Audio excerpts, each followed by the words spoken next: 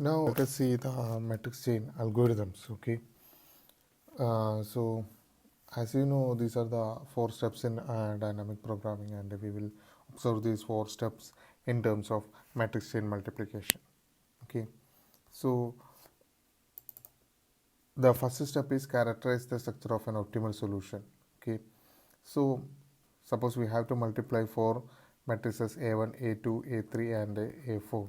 Okay, so here it is generally given, suppose we are multiplying, we have to parenthesize ai to aj.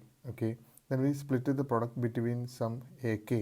Okay, so suppose if I am initially splitting this at a3.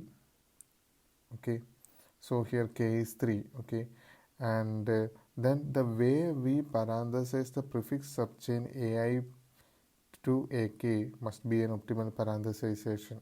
Okay, so the way we parenthesize this one a1 to a3 must be an optimal parenthesization. Okay, so I hope you remember the optimality principle that we discussed initially.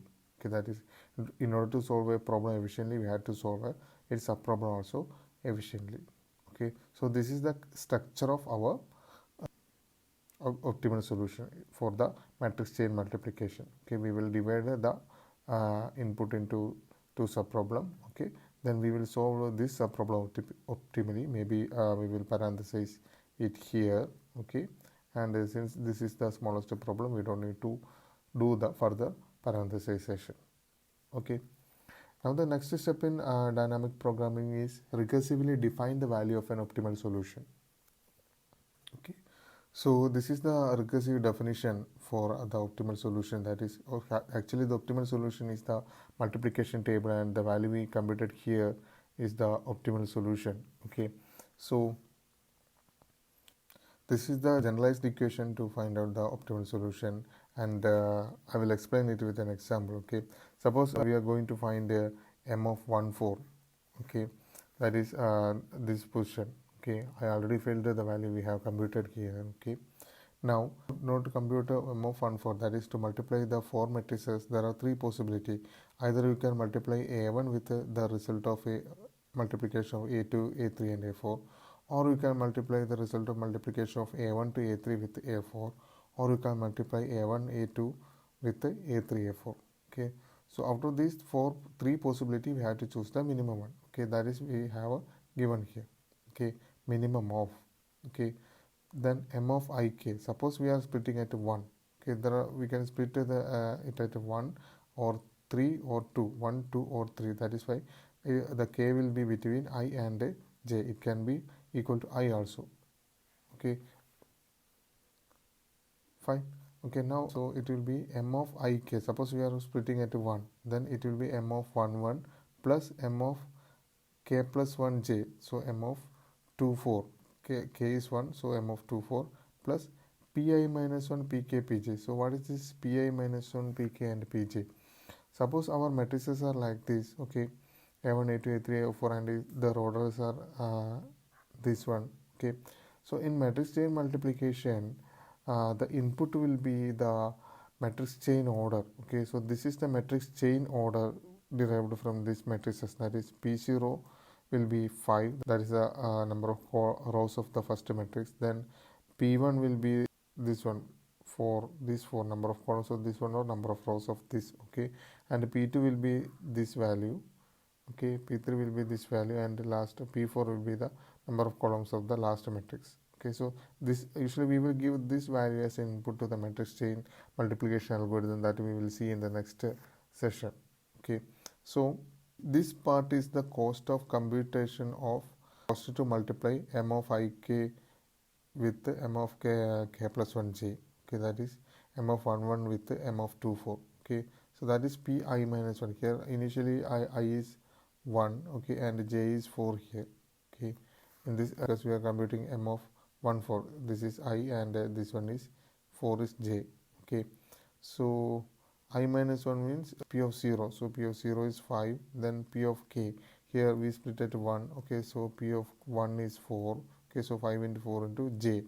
J is the last element 4. So p4 is 2 here. So 5 into 4 into 2.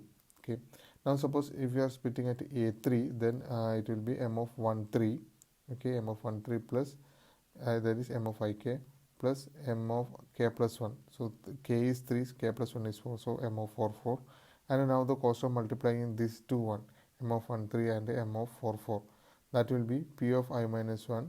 So I is 1, so I minus 1 is 0, so p of p0 is 5 again, and we are splitting at 3, okay, so pk is 6, okay, so 5 into 6, and pj is 2 as seen in the previous section. Okay, now if you are splitting at here a2, then we will write m of 1 2 plus, then k plus 1 is 3, so m of 3 4. Now cost is 5 into, then k is 2, so p2 is 3, okay, 3 into 2, okay, and we will take the minimum value out of this. Okay, and again one thing I haven't mentioned in the example is that if I is equal to j, this condition is for I less than j. If I is equal to j, then we will set m of ij equal to 0. That is, for 1 1 we will set 0. Okay, 1 1 means a 1 1. Okay, so there is no such a matrix, or we can say there is no multiplication happen here. Okay, if it is 1 2, we are multiplying a1 with a2. If it is 1 1, then there is no multiplication happen here, so we will set it 0, it as 0. And for 2 2 also we will set it as 0, 3 3 and 4 4 also we will set the value as 0. Okay, now the third step of dynamic programming is compute the value of optimal solution, typically in bottom up fashion. Okay, so this is the matrix chain multiplication algorithm. Okay, and here we will receive the matrix chain order P. Okay, P will be an array as I represented here. This is the P array. Okay, and initially we will set n equal to p dot length minus 1, so it will be equal to the number of matrices we are having. Okay, and we will initialize two matrices m and s. Okay, and each is or two tables m and s. Okay, each of is 4 by 4. Okay, 4 by 4 means n, that is number of matrices we are having. Okay, and as we seen in the previous example, for I equal to j, okay, we will set m of ij is equal to 0, so we will set all these values 0 in the line number 4. Okay, now we don't need to bother about this value, we have to start from here. Okay, so we will start the length variable L from 2 to n, 2 to up to how many matrices you are having. Okay, now we will use the variable I to traverse towards column wise, and we will use the variable j to travel, sorry, I to row wise and j to travel column wise. Okay, so we will set I equal to 1. Okay, because we had to start from the first row. Okay, then the I will be ending at the n minus l plus 1. Okay, why? Because we don't need to go to the fourth row, we need to go up to only third row. Okay, because fourth row will be 4 4 and it will be definitely it will be 0. That is why n minus l plus 1. Okay, and in the case of j also we have to start j from here. Okay, this position, that is why j is equal to I plus l minus 1. Okay, and we will initially set m of ij equal to infinity. Initially we will set all these values as infinity, but in the example I have given it as blank. Okay, that is we can consider it as infinity, and using the for k equal to I to j minus 1, so we can split it from anywhere. Okay, we will compute the value q as we seen in the previous slide. Okay, and if q is less than m of ij, then we will set m of ij equal to q, and we splitted it at k, so we will set s of ij is equal to k, and at the end we will return the matrix m and matrix s. Okay, now the last step in dynamic programming is construct the optimal solution from computed information. Okay, so this is the optimal parenthesis printing algorithm. Okay, it will take the input s, the table s as input, and I and j. So in this case I will be 1 and j will be 4. Okay, and it will recursively call the same function to obtain the parenthesis. Okay, so we will be having I is equal to 1. Okay, and now I is not equal to j, so we will not print anything. Then we will print a opening bracket. Okay, and then we will recursively call print optimal parenthesis s I comma s of ij. Okay, so again we will call from here s comma 1 comma s of ij. So s of ij is s of 1 4 is 1. Okay, because we are going to split at a1. Okay, so 1 will be called. Okay, now after calling this, this condition will be true, that is I equal to j. Then we will print ai. So I is 1, so we will print a1. Okay, fine. Now that will return back.